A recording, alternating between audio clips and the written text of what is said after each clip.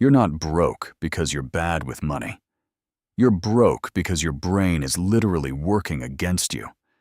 Right now, retailers, apps, and platforms have spent billions studying exactly how your psychology works, and they're using that knowledge to extract money from your account every single day. The scary part? You don't even realize it's happening most of the time. But here's the good news. Once you understand the psychology behind your spending habits, you can flip the script entirely. Let's start with the first psychological trap: loss aversion. Your brain feels the pain of losing money about twice as intensely as the pleasure of gaining it. That's why spending $50 feels terrible, but earning $50 barely registers emotionally. Retailers know this, which is why they frame everything as a gain or a rescue. Save 40% today doesn't mean you save $40. It means you feel like you're winning, when really you're just spending money you weren't going to spend anyway. This single bias costs the average person between $3,000 and $8,000 per year in unnecessary purchases. The second trap is what psychologists call present bias. Your brain weighs today's satisfaction way more heavily than tomorrow's security. That latte today feels real and immediate, but having $50,000 more in your investment for beginner's portfolio in 10 years feels abstract and distant. This is why so many people know they should be investing in the stock market for beginners, but they just can't seem to actually do it. The basics of stock market investing aren't complicated. It's the psychology that stops you. When you understand that your brain naturally discounts the future, you can design systems that work with your psychology instead of against it. Here's the most dangerous trap: the illusion of control. You believe you can stop anytime you want, so spending feels harmless. I'll just browse for 5 minutes. I'll use my credit card just this once. I can always cut back next month. But research shows that willpower is a finite resource that depletes throughout the day. By evening, your willpower tank is empty, and that's when you make the worst financial decisions. This is why so many people fail at budgeting. They're relying on willpower instead of systems. The people who actually build wealth, whether they're learning how to invest in the share market or building early investing discipline, they don't use willpower. They use friction. So here's what actually works: the 72-hour rule. Before you spend more than $50 on something that isn't essential, wait about 2 hours.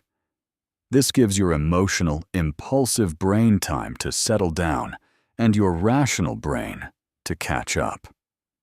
I'm not exaggerating when I say this. Single habit could add $500,000 to your net worth over a lifetime.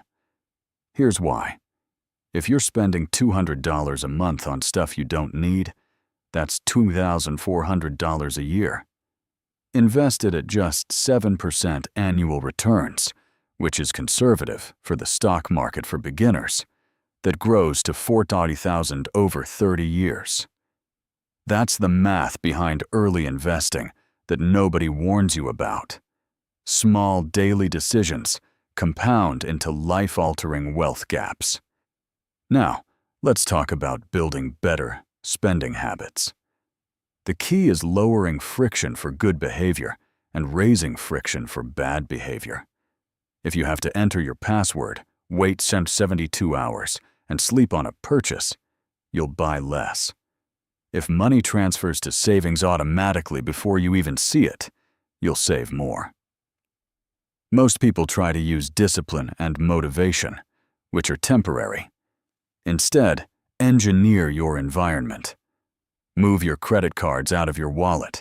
Delete saved payment methods from apps.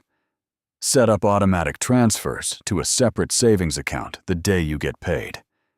These aren't limitations. They're freedom from your own psychology. The final piece is understanding how your spending relates to your identity and emotions. Most impulse purchases aren't about the product. They're about how you want to feel. Stressed? Retail therapy. Bored? Dopamine hit from shopping. Lonely? Status purchases to impress others. Once you recognize this pattern in yourself, you can address the actual need instead of the symptom. Need stress relief? Exercise costs nothing. Need entertainment? Free activities exist everywhere. Need to feel successful? Track small financial wins, like completing your first month with the 72-hour rule. These emotional substitutes actually stick because they address the real problem, instead of just creating new habits. Here's the honest truth. Understanding money psychology is the single biggest predictor of long-term financial success. You can know all the investing tips for beginners in the world, but if your psychology is working against you, none of it matters.